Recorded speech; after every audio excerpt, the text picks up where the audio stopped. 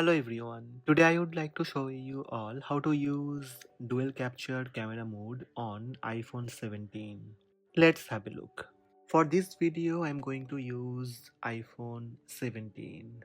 First open camera app on your iPhone 17. From bottom switch to video mode. Tap 6 dots on top right. Now from pop-up menu select dual capture. Dual capture video mode turned on. You can move your front camera view.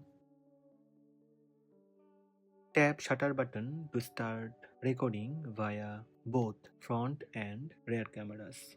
To turn off dual camera feature, similar way tap 6 dots on top right, then tap once on dual capture. Dual camera turned off.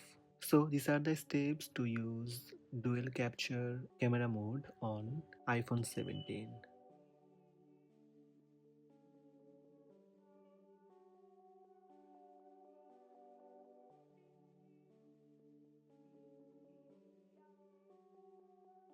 Hope this video help you. Please subscribe my channel by tap subscribe button.